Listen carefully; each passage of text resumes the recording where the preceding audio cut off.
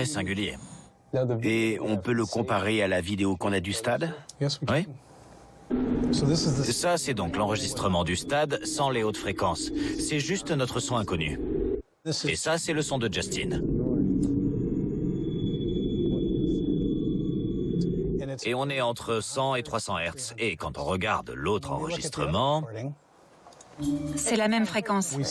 Exactement, on a la même fréquence, ce qui me fait dire qu'il s'agit du même son.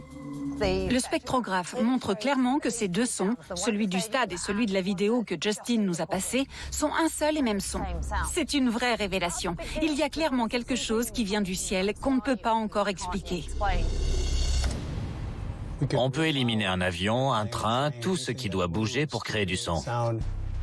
Ed compare le spectrogramme du son inconnu à une base de données de 10 000 spectrogrammes de sons de la Terre, aussi bien naturels que produits par l'homme, Avion, avion de chasse, ambulance... pour savoir s'il existe une correspondance. Le vent est la seule chose que j'ai découverte qui soit similaire. Mais on peut voir que le vent oscille. Il monte et descend en tonalité.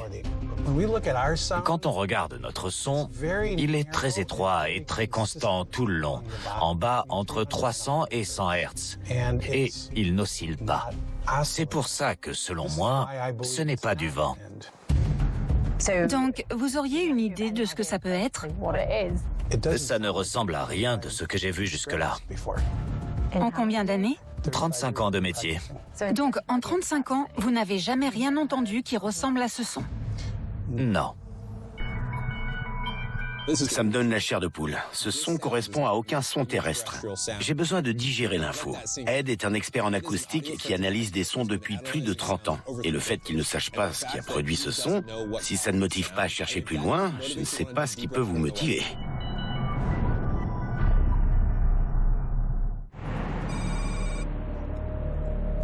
On va se pencher sur l'analyse sonore.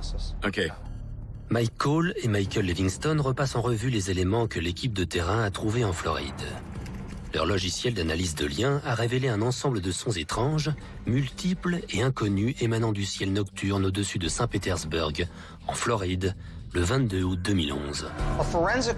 Un expert judiciaire en acoustique qui a 30 ans d'expérience certifie qu'il n'a jamais entendu quoi que ce soit d'humain ou de naturel qui puisse créer ce genre de son. C'est assez grisant. On a montré par une expertise acoustique qu'il s'agit là d'un son sans explication naturelle. Ça pourrait être la preuve que quelque chose qui n'est pas de cette terre se déplace dans notre ciel. On a eu des nouvelles de la part de Sarah et Nick sur le terrain. Ils